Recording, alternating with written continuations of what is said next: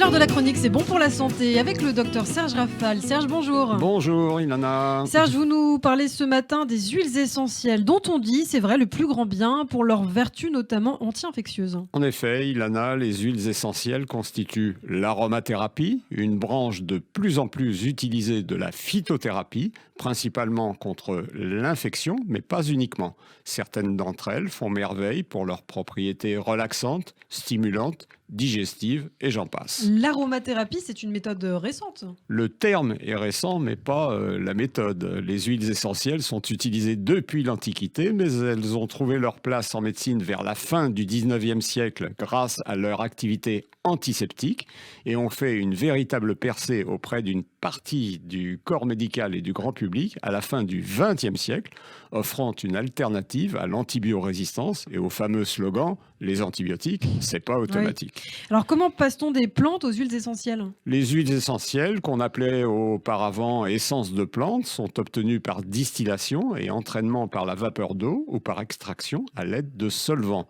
Plus de 400 huiles essentielles sont répertoriées, mais seule une quarantaine est utilisée en aromathérapie. Et quelles sont les plantes que vous préconisez contre l'infection ?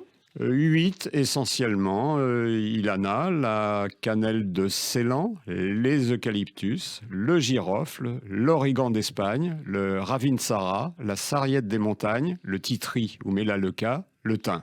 Et vous dites les eucalyptus ? En effet, il existe entre 600 et 800 eucalyptus dont certains nous fournissent des huiles essentielles qui ont chacune leurs caractéristiques et leur mode d'utilisation. La voie orale, la diffusion, l'inhalation. Les plus couramment utilisés, employés chez nous, sont l'eucalyptus radiata, qui est plus doux que l'eucalyptus globulus. Alors quelles sont les contre-indications des huiles essentielles ? Il existe à mon sens 3 contre-indications. La grossesse, l'allaitement et l'enfant de moins de 3 ans. Et j'en rajouterai une 4e, la méconnaissance de leur action et donc de leurs effets.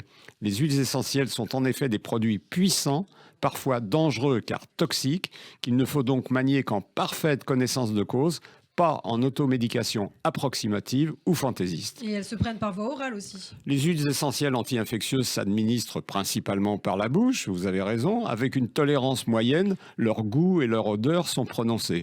Ou par voie respiratoire, des aérosols, des inhalations, des fumigations.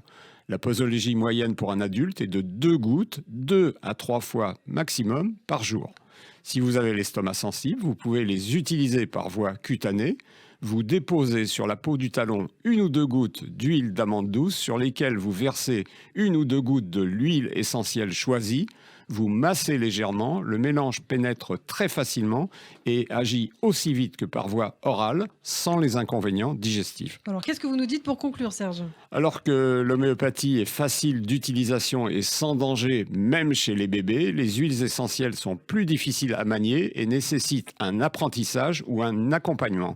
Elles constituent une excellente alternative aux antibiotiques, mais elles nécessitent une parfaite maîtrise. Attention, danger, les produits naturels ne sont pas toujours aussi inoffensifs qu'on l'imagine. Et merci de le rappeler, Serge Rafal, le docteur qu'on retrouvera dès lundi pour une toute nouvelle chronique santé.